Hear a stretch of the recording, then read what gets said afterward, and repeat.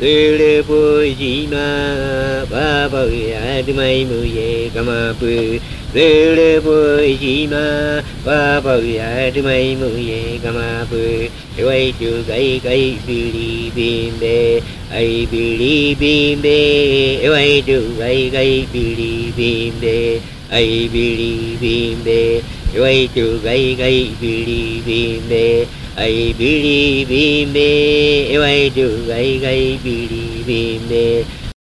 Came to the village, you were one of the people who mentioned to me about KANAIMA. And white folks have a lot of trouble with the idea of KANAIMA. But you as a medical person have to deal with the victims of KANAIMA.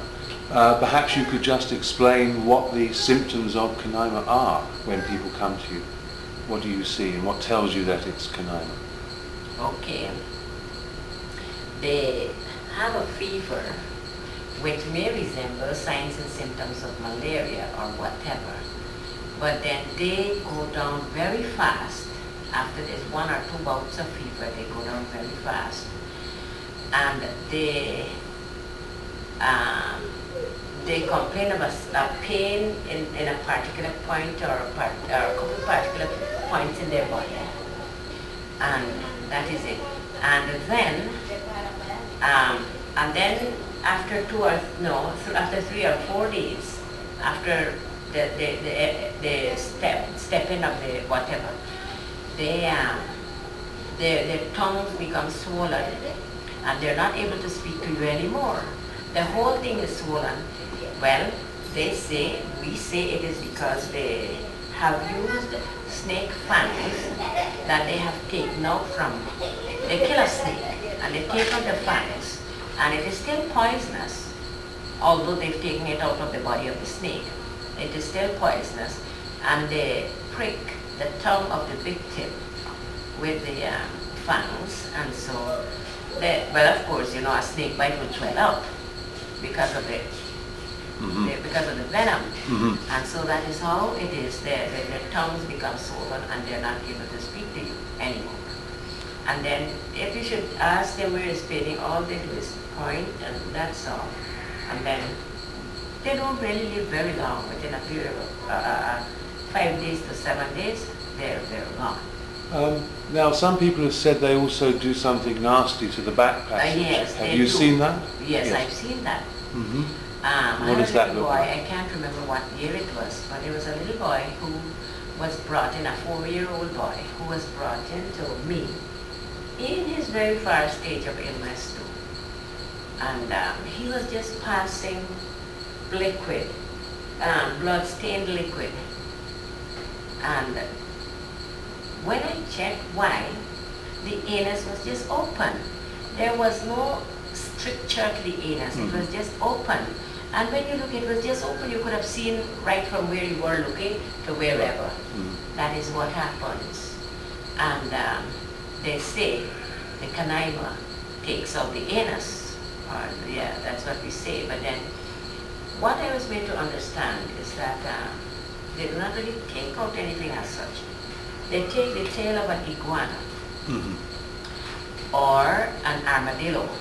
It is slender to the very end, and they push it in from the small end and pull it out as rough as they can, and so they rip the strictures of the anus, and that is why it is like that.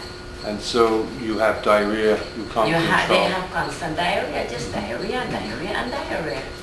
So their mouths, they cannot drink? No, they cannot drink. And they have constant diarrhea? They have constant diarrhea. And so when you have to write a report, what do you put as the cause of death? Okay, I have to go as close as possible to the medical diagnosis that I can make. You can't put KANAIMA? No, they will not believe me. I cannot put killed by a KANAIMA or attacked by a KANAIMA. If by they have gotten lockjaw from these bites, I would say that they died from tetanus. Okay? And if they've just had diarrhea and diarrhea and diarrhea, I would say complications of diarrhea. You know, severe diarrhea. That is how I would have to put it. Sometimes people say to you where people have been grabbed or maybe some bones have been broken. Have you seen cases like that too? I have seen cases like that. I had a nephew who died on the 14th of September last year, right, in my mother's house. He took in sick. Friday morning about 3 o'clock he had started having a fever.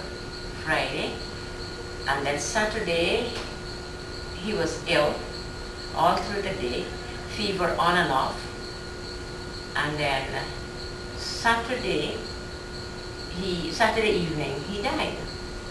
And then when we examined the body, there was another nurse together with me.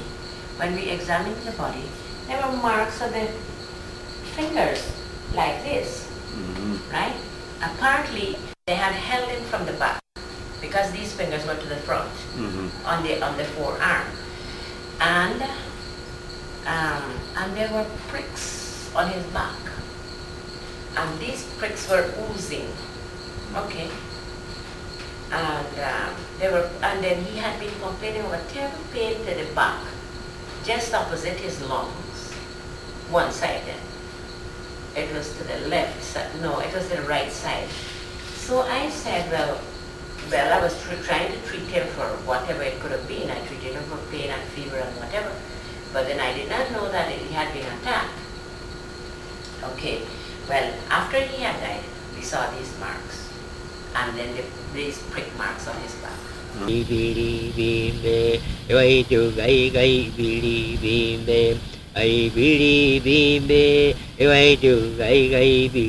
in me. I believe in me.